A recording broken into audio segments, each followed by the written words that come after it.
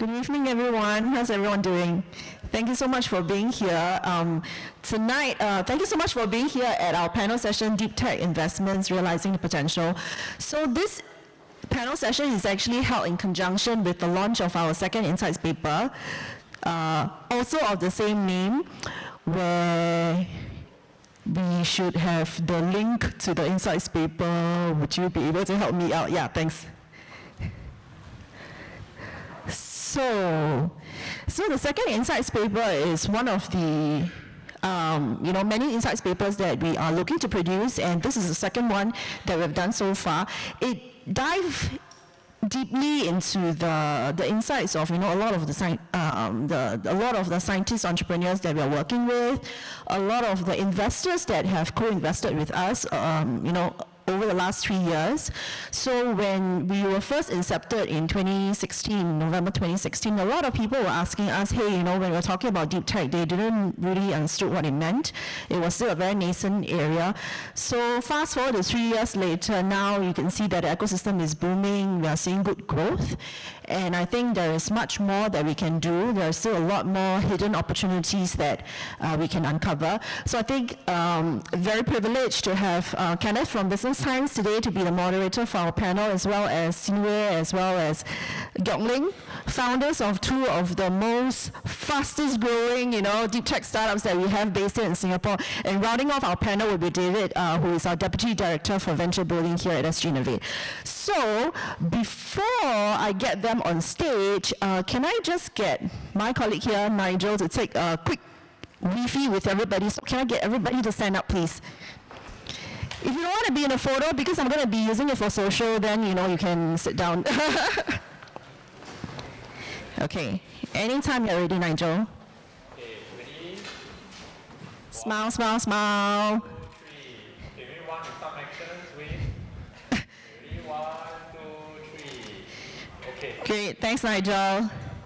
So without further ado, gentlemen, please. Nigel. Yep. You don't have to see accordingly. Thanks. Yeah, but I think maybe. Hi everyone, and thanks for coming.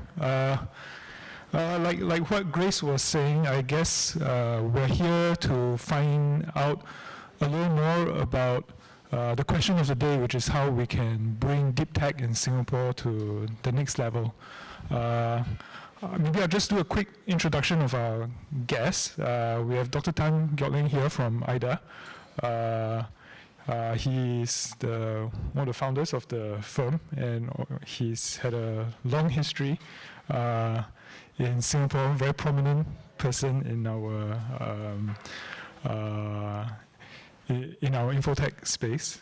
We have David Toh from SGInnovate, and I guess he's the only one on the panel here who's probably qualified to talk about things from the buy side of the ecosystem. And then we have Sinwei Arroyo from Tiger. I'm sure you guys know all of them quite well because you've probably seen them on many panel discussions over the past. So I guess I'll just start off by asking you guys to introduce yourselves, talk a little bit about yourself, and tell us, I guess, what does deep tech mean to you, and I guess why we should all care about deep tech. Yeah.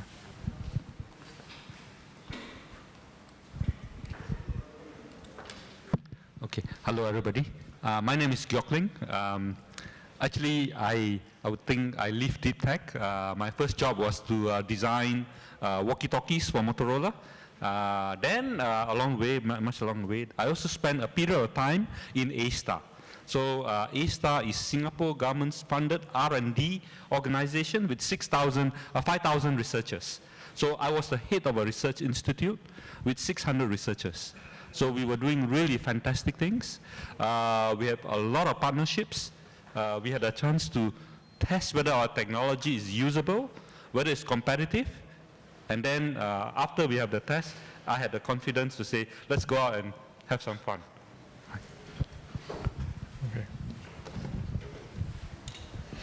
Hello everyone, my name is David. I'm from SGInnovate.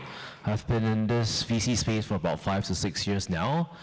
Started off investing in companies that you would probably call general tech, platform companies, companies that did not require a fair bit of research and IP behind it.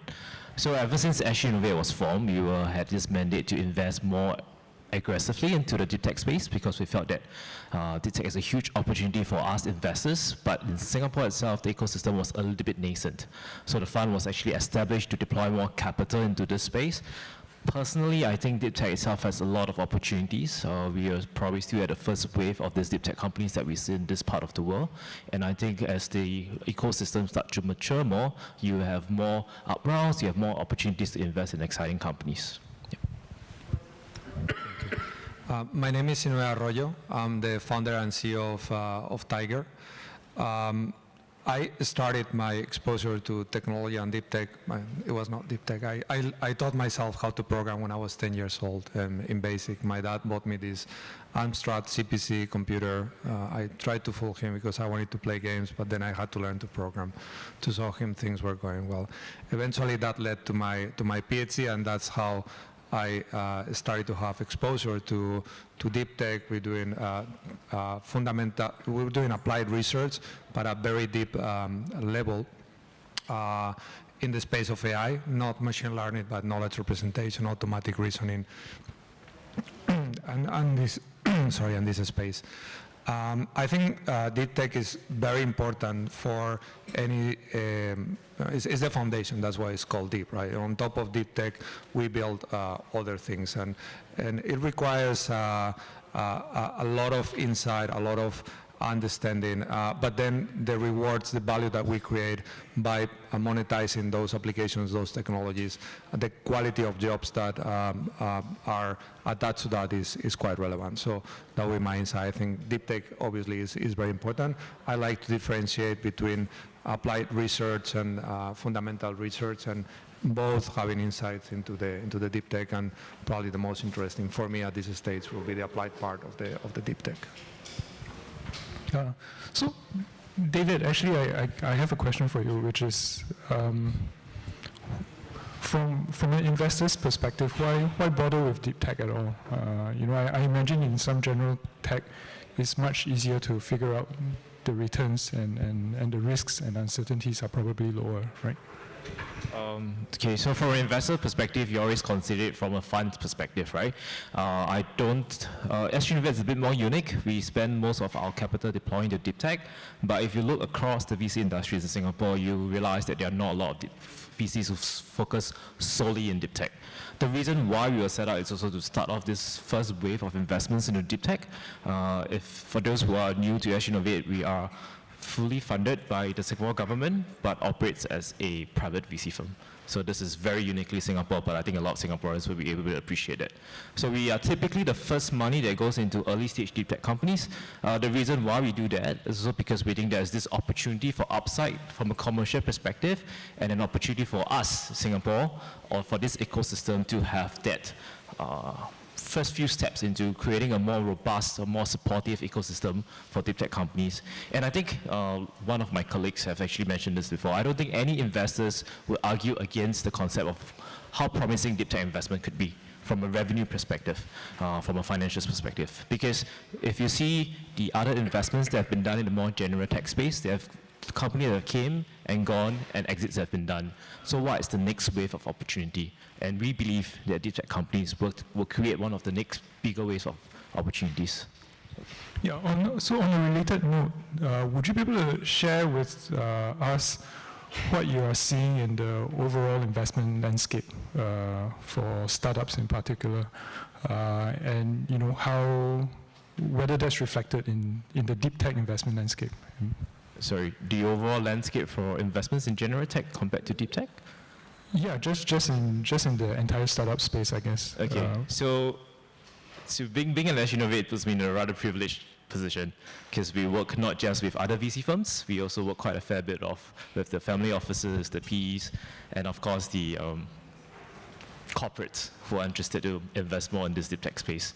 I think over the last 3 years, we see a huge, massive increase in interest parties all across that I've mentioned earlier on to invest in deep tech, because these individuals don't want to miss out on this wave of opportunity and find deep tech fascinating. I mean, how many investors out there can sit down and articulate what does quantum key distribution means? Or why do you use this particular AI model for this particular use case? So there is this mysterious effect around deep tech. People are like, okay, this is amazing, the technology is going to make a huge impact. But how do I value it? How do I do due diligence on it?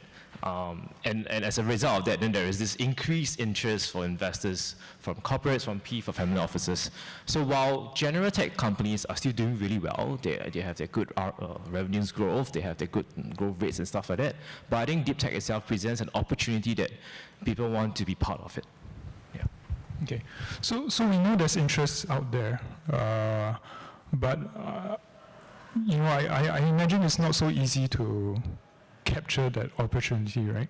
So for the three of you, I guess my question to all three is, what are the biggest hurdles or the biggest challenges that you see for Singapore's Deep Tech Center to be able to capture that, you know, the potential and the opportunities out there? Yeah.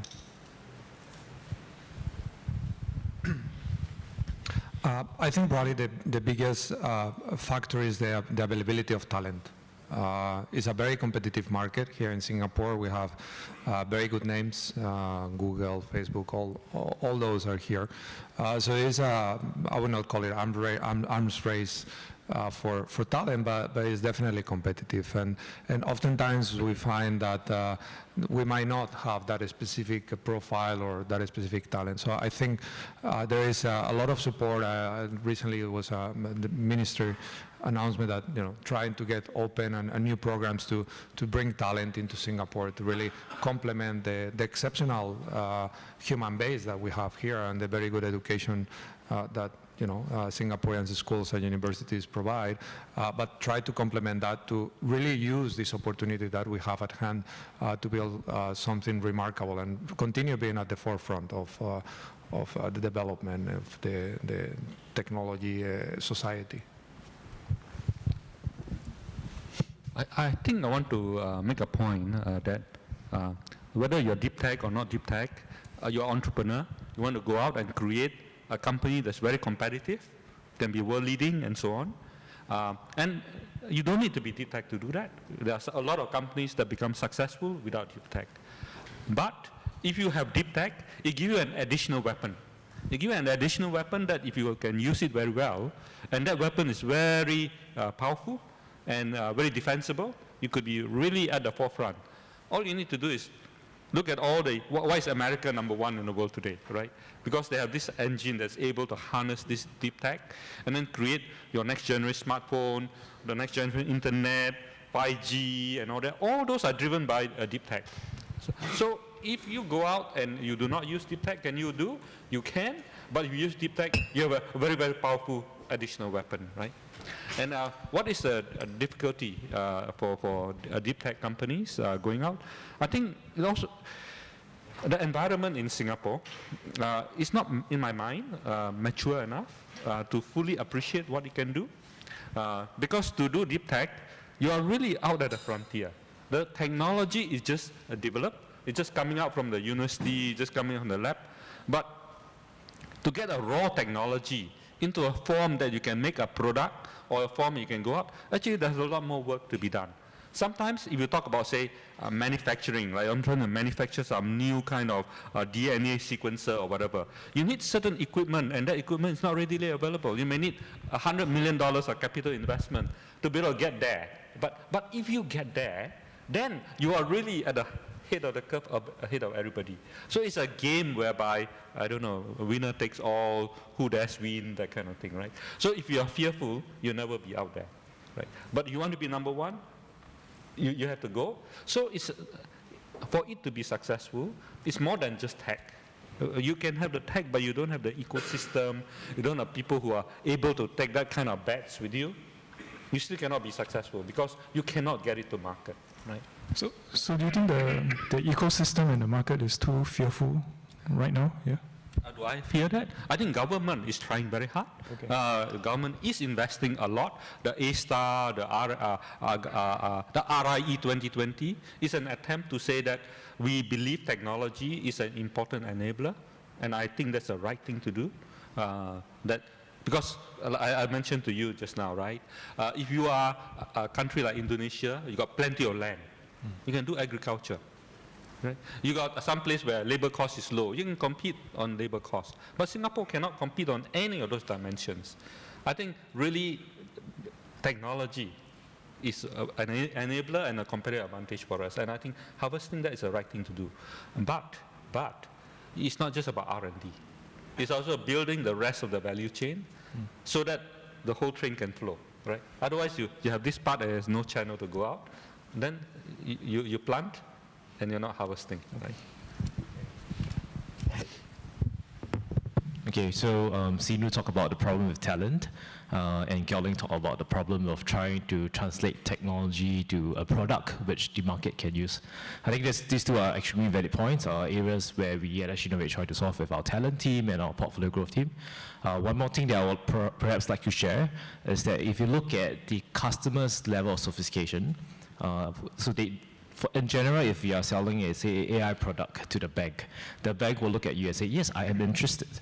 But are the different business units or work streams within the bank itself, the end users and people who are making the purchase decision, are they ready to make the adoption? So there is a process of education to these potential customers that you have to go through. And I think it's gotten a lot better over the last 3 years, but I think there is still a lot of room for improvement. I mean, in general, sometimes when I look at my portfolio companies, they tend to be selling better in some other countries where the customers are more willing to take a risk, more willing to give a sizable contract.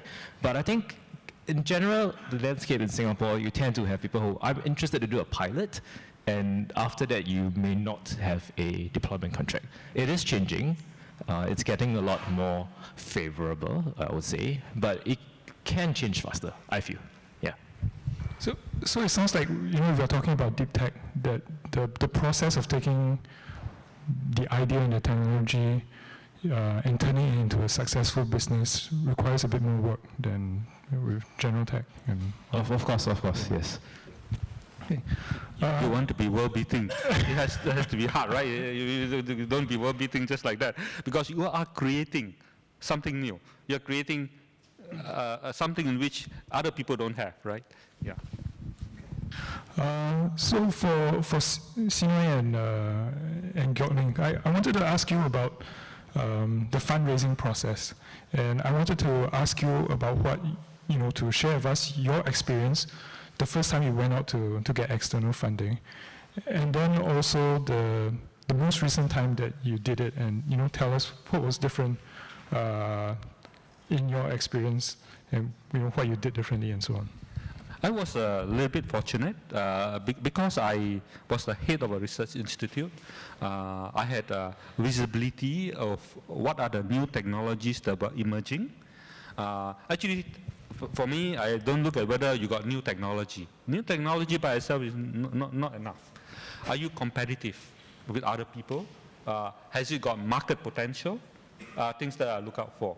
And there is this kind of technology, right? And so because I was in a research institute, I had a chance to see all the things that were popping up, right? So when the time came for me to go out and raise money, I was in touch with a VC fund. This is the Quark Ventures, okay? I happen to know them from a long way back. I did my PhD on a scholarship from the Quark Foundation, so I know the family. And when the family wanted to understand what are the new technologies that are coming up, they spoke to me, and we have a lot of interaction. So I was a known quantity to them. So when time for me to raise my seed money, I just spoke to them, and they gave me the support. So easy. No, not as easy as that, but they were only one I spoke to. Okay. They gave me a valuation I was looking for. They were known quantity. They are opening doors for me. I said, let's go. Right? Yeah. Okay. Nice. We talked about that. It's all about trust. Yeah. Yes.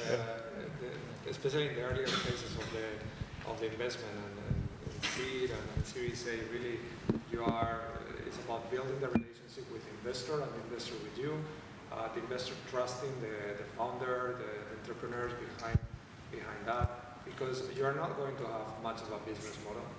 Probably you don't have a lot of revenues. You are betting on a vision, on an opportunity, on something. So first, it's our job to excite the investors on a way that you build that relationship and they trust you. And then it's just they trust you, they put your money, and then you deliver. So depending on which phase of the funding cycle you are in, the game changes. So at the beginning, it's really about the entrepreneurs, the founders. As you progress in the series funding and you go into Series B, I don't know Series C, I'll tell you when we get there. It's really less about the founder. Still, they want to hear that vision where you want to take the company, what you intend to do with it. But you already have some track record, like something that you can prove, some numbers. The business model has been validated by now. You have a tangible product, so it's focuses more on the sales and marketing and distribution of that. And it's really, well, is the opportunity big enough? And do I trust these guys that this team is really more about the team that they are going to take it for? So it focuses more on the business and less on the person. However, the person is very important. We were talking before about companies that don't have that track record. It's just technology, and the challenge probably there is going to be that eventually you need to transit from a CEO or a founder, which is just a pure tech guy, to someone. And that transition, investors hate. It's very hard to find that person. But eventually, in one flavor or the other, you get to that. So and the entrepreneur has to become less of a scientist, more of a business person. And that's very hard. Explaining your business, your value proposition, what you do in a way that investors understand it. And we talk about that. How much simpler do I have to make, right? But you're the expert and you know the technology. Still, doing that process actually will allow you to be successful. Explaining it in a way that they get excited at the end. Right. Or you could be like Dr. Tan and just go to an old friend and. Yeah, to sustain the trust. Okay. But the trust thing is I guess is an important point to make, right? I think, David, you can probably add to that as well. How that fits into how you guys assess a deep tech startup and how much money you're willing to put on the table. So I think just to repeat what SGInnovate mentioned just now, your evaluation considerations when you're looking at a company at seed stage is very different when you're looking at a company at Series B stage. I always feel that the first kind of meeting that you have with a founder is almost like you're going for a first date. First and foremost, you must like that person, and that person must like you. Throughout this investment journey, as you work with your portfolio companies, there will be a lot of times where you will disagree on something. And there has to be a certain level of rapport and trust that you have with one another, as an entrepreneur to an investor, that you're in this together as partners. You may disagree with their go-to-market plan. They may disagree with your revenue projections that you want them to achieve. So if you do not have that rapport, then there's really no point. Whether you're a seed stage or whether you're a growth stage, if you do not have the rapport, there's really no point. For investors like myself, I always like to look for something that's interesting about the founders or interesting about the company. When I first met Gyok-Ling, his team has 15 people in the team, and out of the 15, there were 14 PhDs. It's not common in Singapore, let me put it that way. At seed stage companies to have that level of PhD and bring capital, that's amazing. For Sinu's company, when I first met them, they managed to secure a contract in Singapore without having a presence in Singapore. So I was wondering how is it possible for a Spanish-based company to have a pretty interesting contract, 3 contracts in Singapore without having a presence here. So their product, the technology, must be so compelling for the customers to choose to want to buy, want to use their products, compared to whatever that I have in Singapore. So these were the 2 hooks that got me interested about the company, and then we spent a few months, a few weeks trying to know the founders more, trying to do due diligence on the company. Yeah. Okay, so I guess we've talked a lot about the interaction and the involvement of the investor. I thought maybe it's good to also look from the operations side. I guess the question to all of you is, how do we turn good researchers into good business people or good entrepreneurs?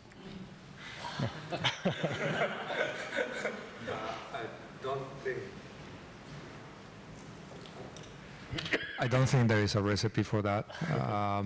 Being a good researcher doesn't mean you are a good entrepreneur and vice versa. You have to want to do the transition, and it's quite painful because, especially if you are a researcher, you like to solve problems. You like to go deep and understand and explore that branches of technology and solve that problem. When you are an entrepreneur, you are solving problems every day, but you're talking bullshit all the time. I just, nowadays, and for the last year, I just talk. I talk, and I explain what I do, and I explain what the company does, and you project that vision, which is very different from sitting down in your computer and reading all these papers and really solving that problem. And then it becomes the communication aspect, right? You have to explain your business in an exciting yet super simple way. If you're that person that knows everything about this space, about this technology, you have to peel so many layers and go so much above and leave so many of the details and the exciting stuff to explain it in a way that they get excited, still they understand it. And that for me was a super painful journey, because oftentimes I was told, you have to explain it more simply. I say, bloody hell, how much simpler can it be? How much simpler can it be? Cannot make it more simpler. If they don't understand it, they're stupid, right? I thought to myself. Of course, I didn't tell them.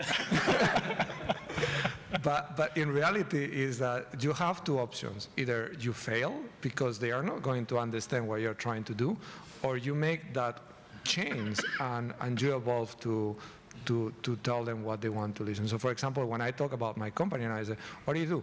We taught software how to read, period, right? I mean, before it was like very elaborate. And then, just, oh, shit, how do you do that? Right? And then that gives you opportunity, right? But you have to go from the very generic to the more specific in a way that you don't burden them with too many details, too many specificities that at first is going to just kill them and lose the excitement completely. So going back, I think is not easy. I don't think there is a recipe, but I think it's a relevant transition to be a successful entrepreneur. And you need both, and it's a very complicated profile to have the person that understands the technology and can have a meaningful conversation, and investors are going to respect you as well.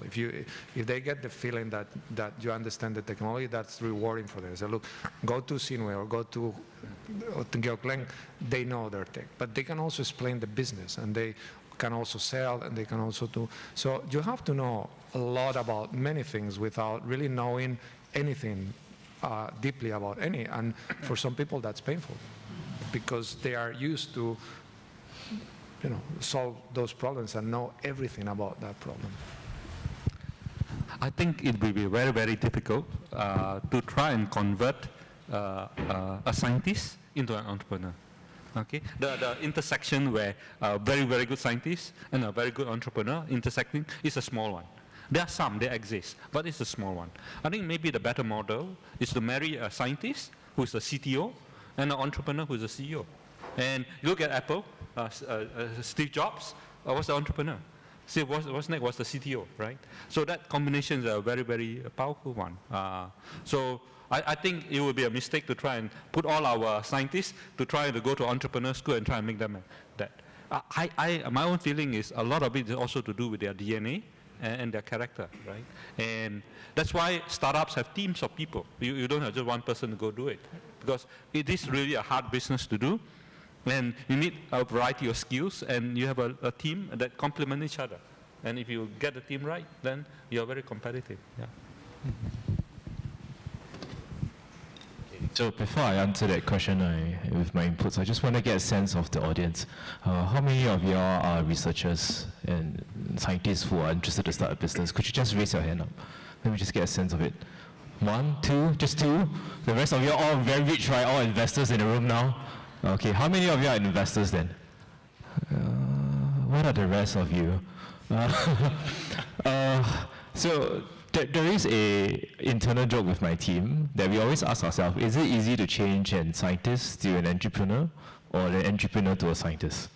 Actually, we agreed that it's harder to change someone who is an entrepreneur to have a PhD. It's so hard. I think we have, over the past 3 years, we have worked with a lot of scientists who has that desire, that commitment, that discipline to want to move beyond research and to be an entrepreneur. A lot of our companies that we have backed have CEO and CTOs that are both PhD holders. It has not been very easy to learn alongside with them what is a viable business model. It has not been a very easy journey trying to articulate to them that the importance of having a product that is market-facing and not from a technology just superior perspective. I mean, above and beyond building a product, they have a strong tech. You also need to make sure that the market wants to buy that, right? You can go for 100% accuracy, but if the market is okay with like 85%, then you spend 2 years trying to get 100%, nobody's going to wait for a product to go to the market. So where was I? Yes, so I think we come in with different kind of like infrastructure, kind of supportive platforms for that. So one of the companies that I work very closely with is Entrepreneurs First. They select technical individuals who have a certain edge to join this program, which is 6 months, and at the end of that 6 months, they form a company. One of the most exciting companies I've known of is this one co-founder who is an expert in fluid dynamics, the other co-founder who is an expert in ultrasound scanning. They came together. They came out with a product that if they were to do a scan on your neck in terms of your arteries there, they will be able to predict on two aspects of things. Number one, your blood flow. Number two, the density of your plaque, and give you an proximity on the likelihood of whether you have a repeated stroke. I mean, who would you have expected that, one ultrasound person and fluid dynamics to come up with something that is in this space? So that's why we are very excited about deep tech, right? It's the opportunity that you have where you marry some technology advancements, this edge itself gives you products that you perhaps would have never imagined. And if you do have the ability to then bring it to market, it does make a huge impact from a humanity perspective and also from a financial perspective.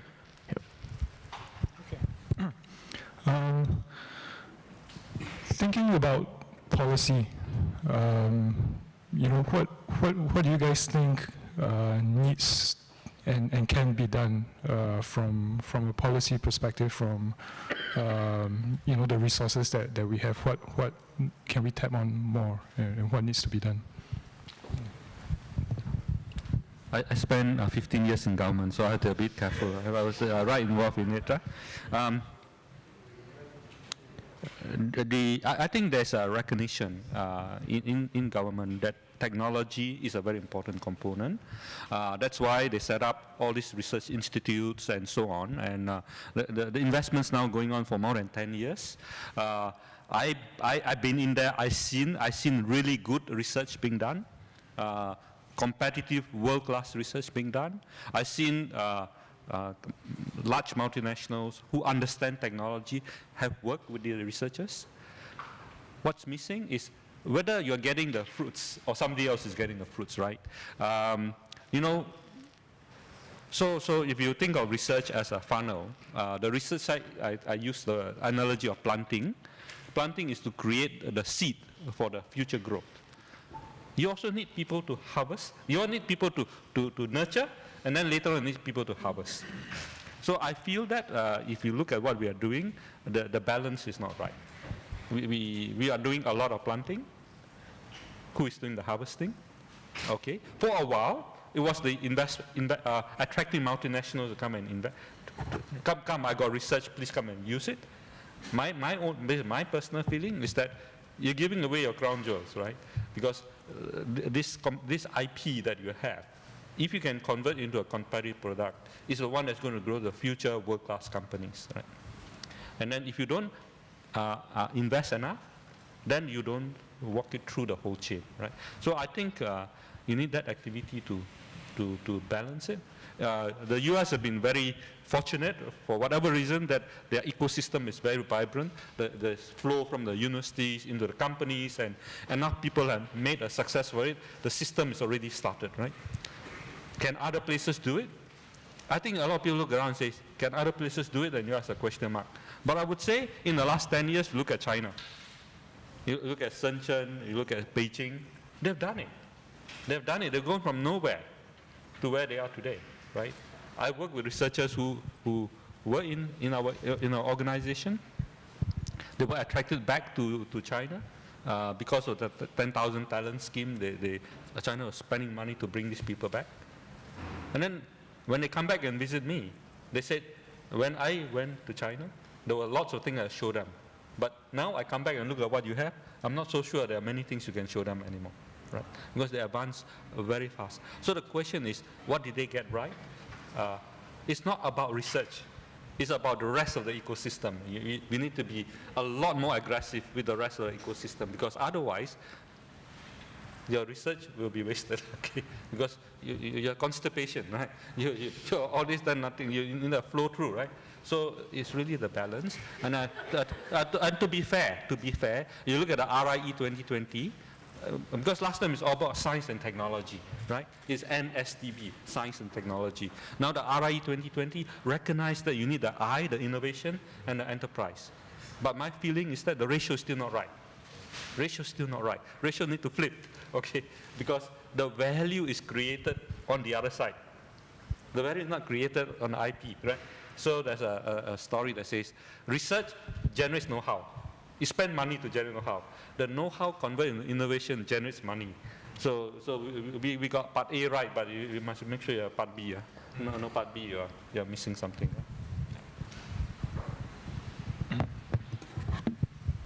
I agree. I think there are two areas, like you can really focus on the research and then divide whether it's fundamental research or applied research. And another bucket is the innovation.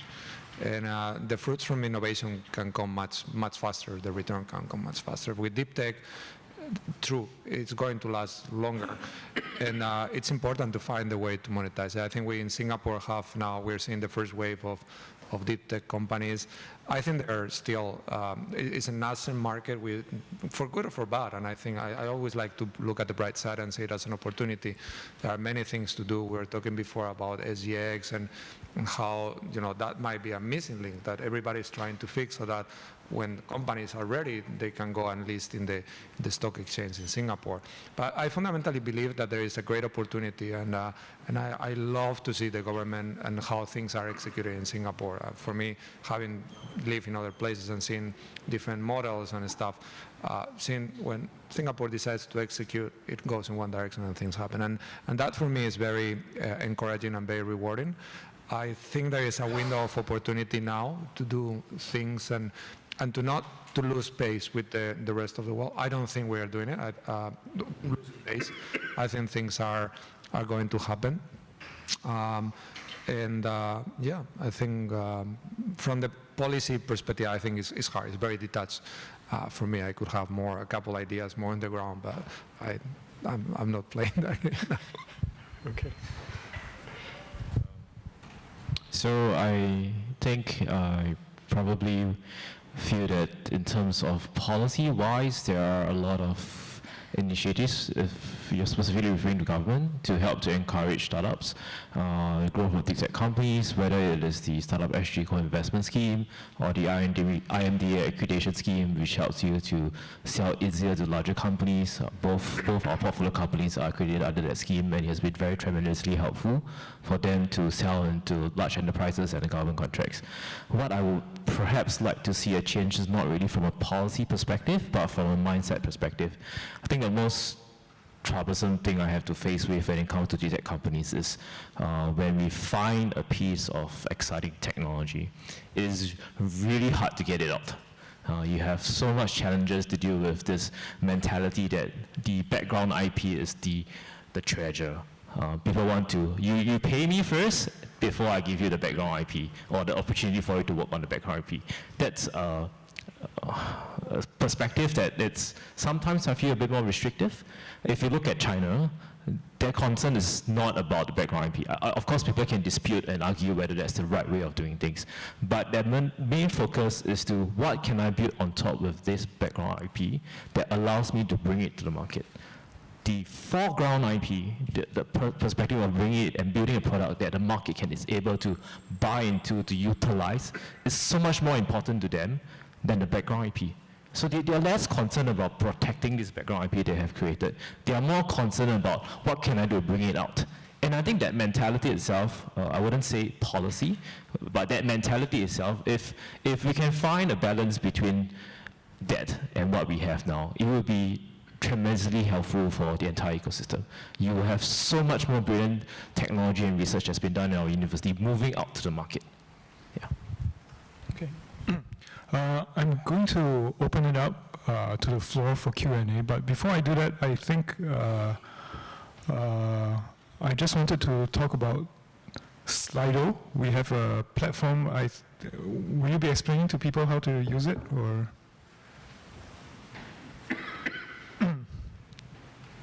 Or are we just going to go old school with hands? Yeah. Okay, so we have Slido. So it's usually use the hashtag DeepTech. So you can just go to sli.do and you can submit your questions on hashtag DeepTech. Yeah, so if you guys want to submit questions on Slido, you can do that, or you can just raise your hand if you have a question. Yeah. Hi, my name is Arvind. I had a question, kind of linked to what you were discussing earlier about raising money and etc.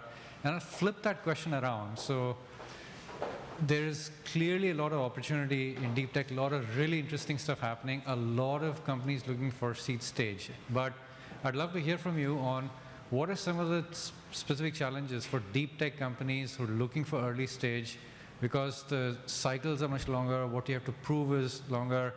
Oftentimes, I mean, of course, if it's, they would love to hear your perspective on that.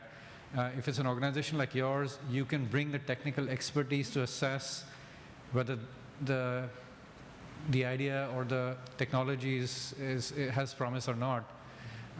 But for other folks who might be interested in this from an angel investment point of view, what would be some advice you would share to understand, assess the risk, and also help the company be successful if someone does feel passionate about it?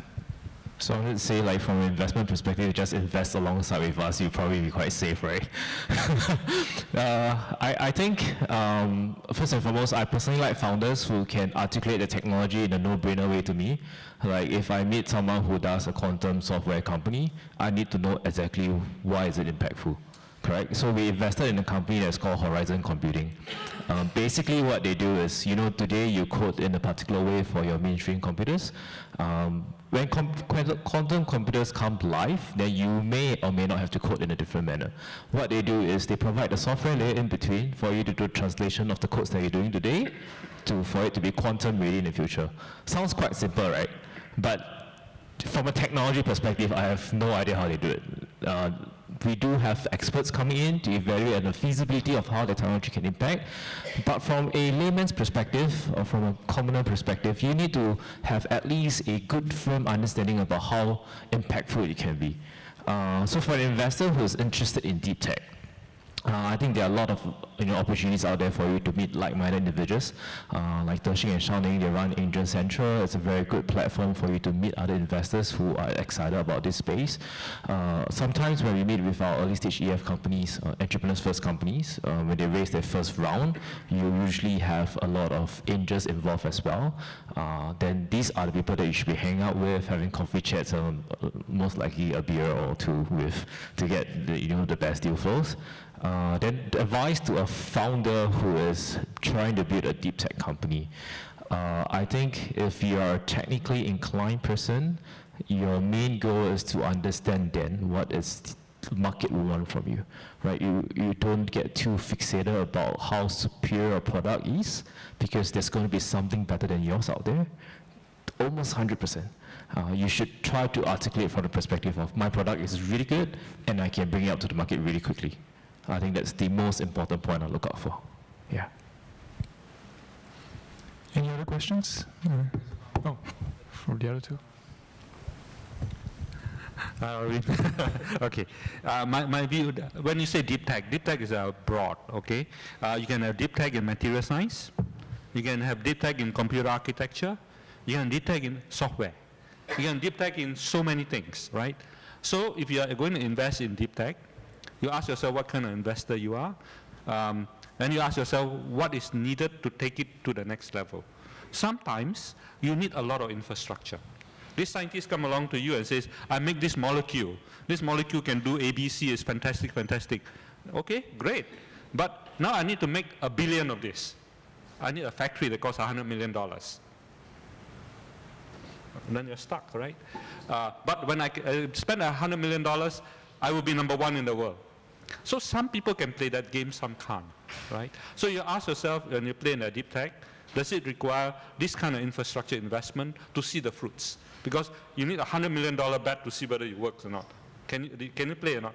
That is one of the key limitations in Singapore, that people are not able to take that kind of bet. Whereas in America, people are ready to take the bet, right? Because the returns were there for them. I just saw an insurance company, a new insurance company that valued $500 million. Right? I sent that around. You may have seen it. A small little company in the US worth $500 million because he came out with a different algorithm to do underwriting. And they're willing to take that bet. And then the market reward them with a valuation of $500 million. Now, the question is, can you find such investors here, right? So that was didn't have investment in infrastructure. The one that I talked about earlier had. So you have to ask yourself, how many steps to get to the market? Also another thing, I'm not trying to tell down deep tech. I'm a deep tech person. I just caution people about what the danger is. Deep tech means very advanced. So something very advanced means not very stable yet, right? So you need to spend a bit of time to stable it. All means time and money, right? So pick your deep tech with a clear path to market based on your size of your pocket. Right, I think maybe that's an answer. It's not, if your size of pocket is very big, you can take a huge bet, it's fine. But some, you're limited, then you see what's the distance to market, right? I think everything was really covered. It's probably important to define your horizon, catching up with what Georg Leng said at the end. It might be not very stable. As an early stage investor, you might be looking for a particular level of return. That doesn't mean you have to be until Series D is completed. You might look for intermediate exits and just pace your investment and your exposure based on that. See, look, typically it's goal-based, right? Take the company to this level, then that is going to enable you to do Series A or Series B or Series C or whatever it is. And then you can decide whether you continue with the asset or you do something else. I mean, I guess related to that is a question of why do we see some investors willing to take these bets in certain markets, but not so much here in Singapore? I don't think it's not that they are not so willing to take it in Singapore. I think the ecosystem is forming at all levels. Actually, the hardest part when you are trying to close a series funding is not to find money. Is to find the lead money, the lead investor, because the lead investor is the one that is going to dictate the terms of the term sheet and also conduct the lion's share of the due diligence and decide based on all that how much the value is. And in order to do that, it needs to have the infrastructure, the knowledge to be able to understand on a more meaningful way the technology. That doesn't mean that David will do it, but David will probably have a team where there is an expert in quantum technology or whatnot that is going to be able to understand in a more deeper way what that is. And if you ask me, that's exactly what is missing here. There is a lot of money in Singapore from institutional investors, from families, from wealthy families, office, from retail investors, even friends and family, whatnot. The issue is whether there is enough of the lead investors that are able, and that makes it really a buyer's market. I mean, investing and venture capital is a buyer's market. then you reduce it a lot more because without a lead investor, you don't have a round. And then it's like, you can really count them with the, depending on and it's changing, right? And that is not healthy for the companies. It's also not healthy for the investors. And that probably can explain why would I buy this asset at a valuation of 500? Yes, it's going to make the news when I'm the only game in town. I can buy for a valuation of 100. Right, and then for the entrepreneur, it becomes a very complicated value proposition. And the only answer is, okay, so I'm not going to fundraise in Singapore. I'm going to fundraise in Hong Kong, in China, in the US, blah blah blah blah blah. By building your funnel, you are able to minimize the concentration of power on the investors. But that means you cannot be that, sitting here in Singapore doing things in Singapore. By nature, you have to have, until we get to build more of this ecosystem and there are more companies and there are more exits, and, but there is a lot of interest. Every time there is more money coming into Singapore from larger VCs, they have the mandate, invest in Asia. And sometimes we hear about ridiculous amount of funds that are being raised. I wonder how they're going to deploy this here. I mean, it's like we're fine, you see. So it's a bit unbalanced, but I think is normal in the states of development that it have. Don't take it as a negative. It's what it is, and we all know it, and it's changing, it's evolving, and we're trying in our capacity and from our side of the table, each one of us to do our share so that it really gets better. I think it also depends on how people make their money, right?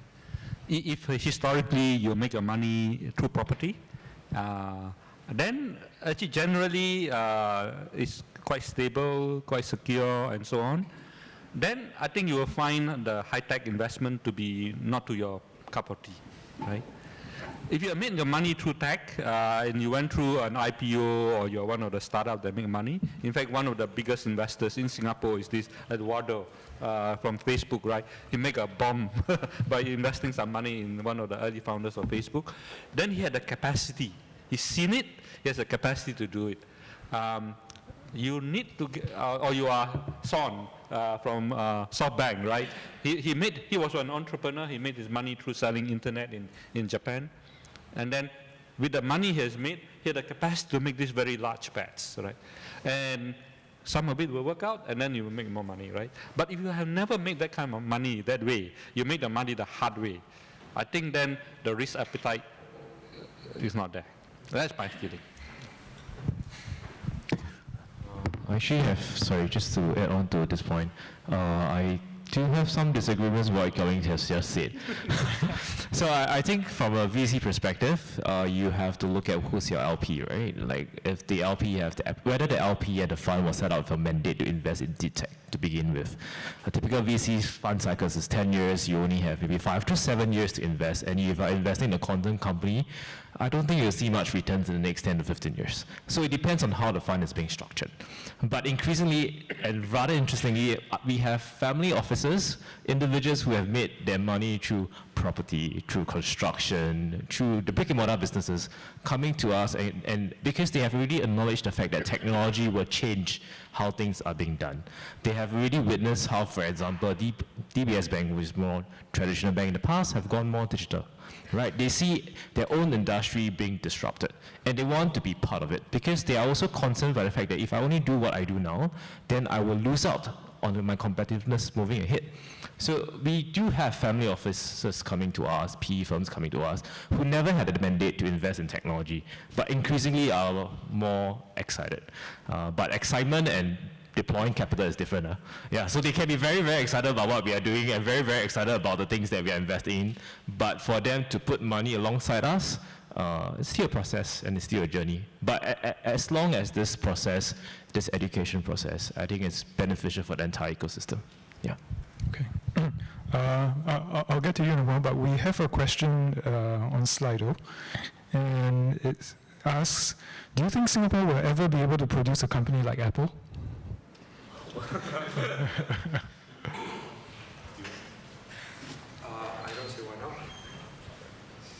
I don't see why not. I mean, the human capital is here. We are in a different stage of development. I mean, we have Grab, we have very, very good, solid companies here.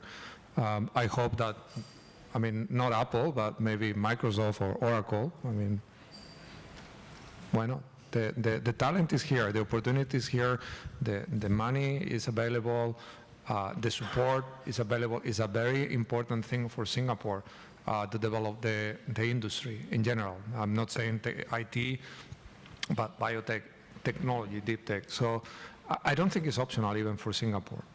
Is the natural way forward. And I think it will, eventually, in due time, not tomorrow. Absolutely, why not, right? You're an entrepreneur, that's what you want to be, right? You don't want to do a small little company, you want to go there and change the world, right? Why not, yeah. Yeah. Have you found any, David? I personally wish I did. Come on. So usually people come to us and say, do you think that Singapore will have the next Apple or the next unicorn and stuff like that? I'm very sure we will have unicorns. I mean, we already have a lot of unicorns in Singapore. The question of whether there will be another Apple, what is it, I would like to ask, whoever who asked the question actually, what is it about Apple that you think is so amazing? Is it because they are churning out products that everyone loves? Is it because they have such a good revenue numbers? So what do you want Singapore to produce? You want Singapore to produce a very profitable company? You want Singapore to produce a company that leverage a lot of good design, good R&D? I think all of these are possible, but you must take in the perspective that us as a nation, who has only been here for not many years, and this whole pursuit of technology has only been around maybe, 20 years? We were a manufacturing place in the past, right? And for us to transit and move to where we are today is really a huge leap. And I will bet that in time to come, we will have companies like Apple if we continue progressing the way we have been progressing. Okay. Can I add? Actually, there are a few components. There's a component of technology, then there's a component about people, and then there's a component about funding, support, and all that. Some people say to me, do we have the technology? I say, no, in my mind, no question. No question. Whatever we do in our place, we are able to be competitive. But do we have the people with the experience? I think that's still a long way to go. And do we have the ecosystem that can fund this? There's still a long way to go, right? All you need is a few wins, and then you get the cycle going. Yeah. And then who seeds it? That's what China has done, right? Yeah. They seeded it and get the system going, and then the whole thing will fly, right? But it's a huge bet, right? Yeah. Things have been built here already in a tremendous way. I mean, you have Singapore Airlines, one of the best airlines in the world. Different industry, yeah, but it was built from the ground up to one of the top airlines in the world. Changi Airport, the most efficient airport in the world, built from nothing. Singapore, 60 years ago, was very little. Singtel, very good company as well. It didn't exist 70 years ago, and now is facilitating all this business, all communication. So whether Singapore is capable, I have zero questions, zero doubts. It will happen. To Gyok-Leng, maybe there is some components that are missing, and there is a lot of momentum and a lot of interest in fixing whatever needs to be fixed. So for me, there is no reservation in that line. Okay. I think there was a question from the middle.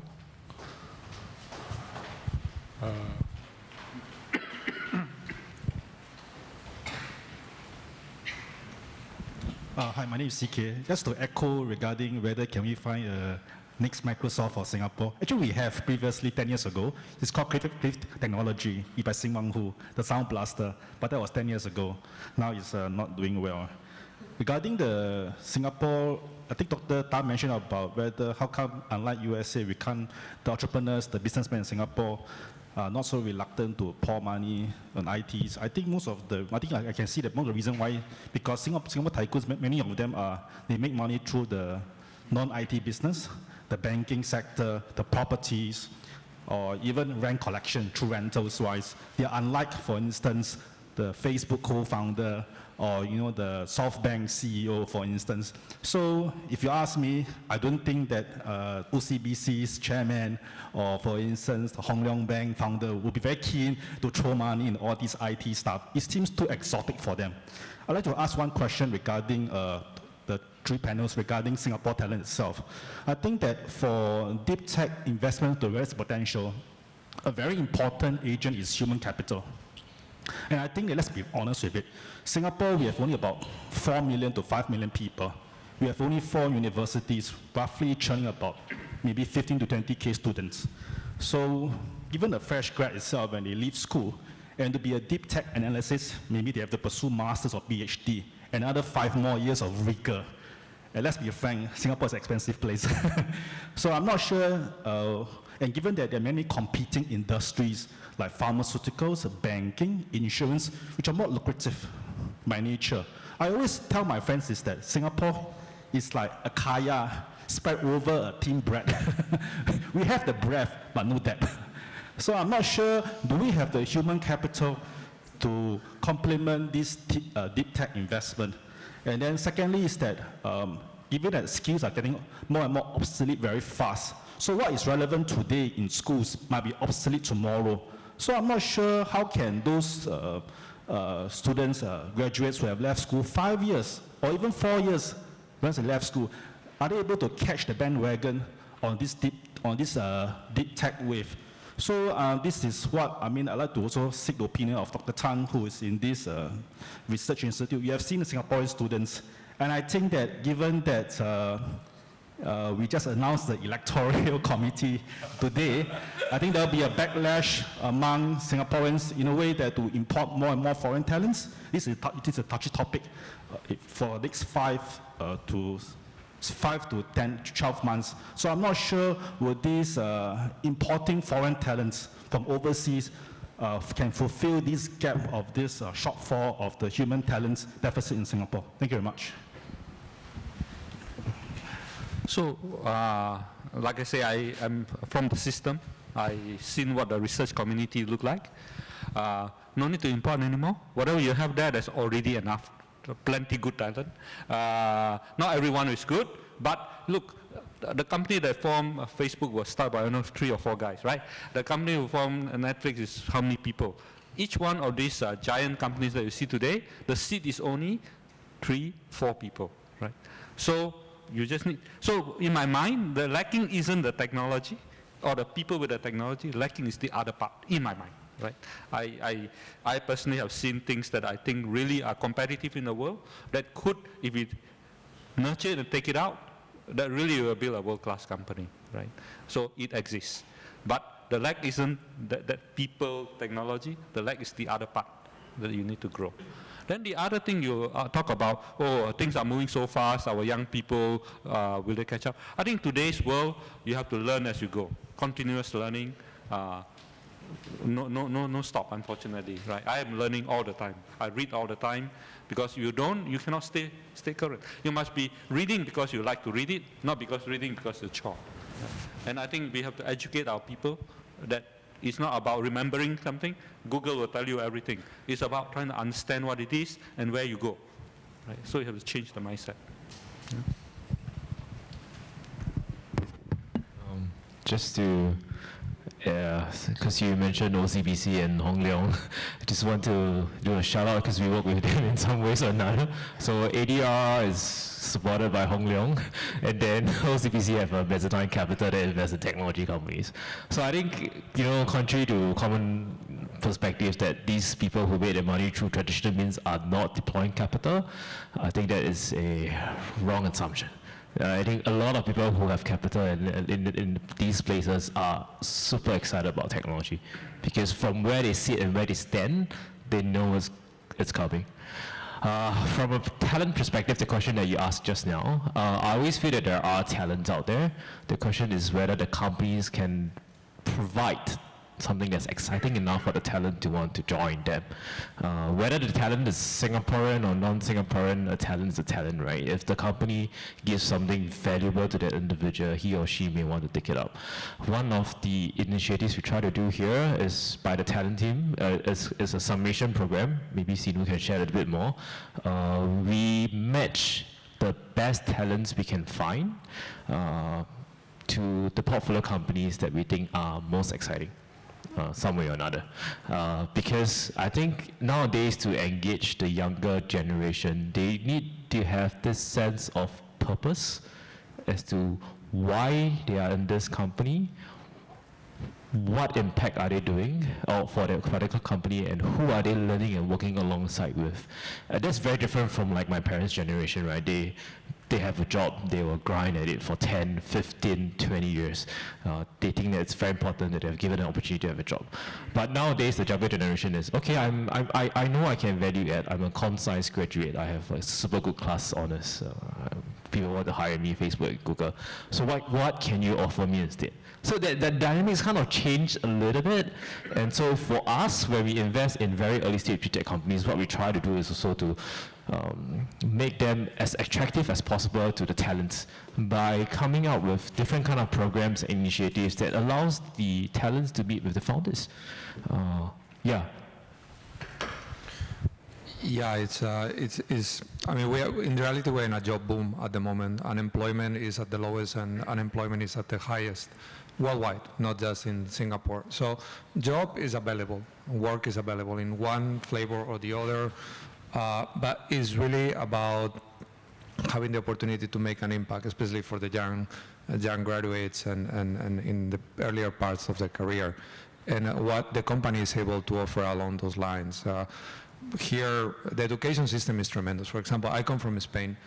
We import the Singaporean model for the primary schools and stuff because it really works very well. You read the economies, Singapore education system ranks always very high.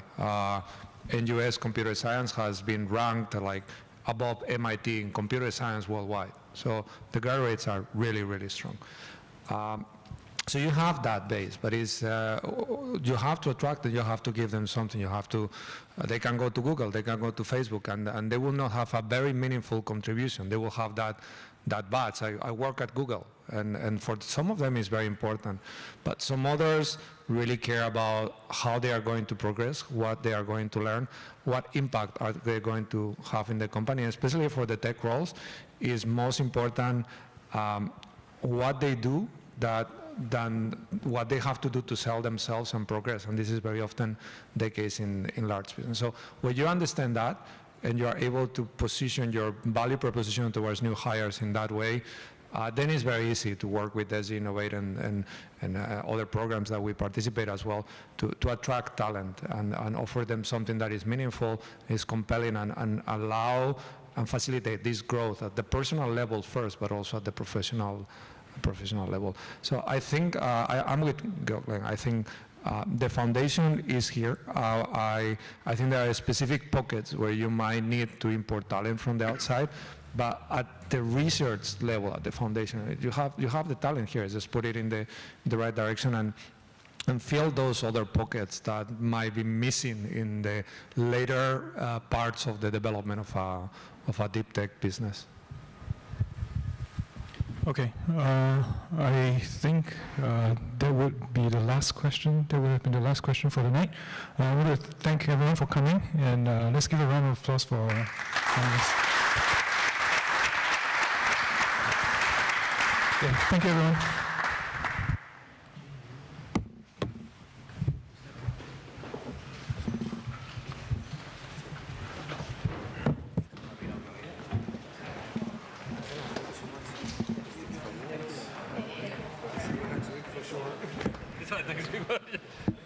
I see.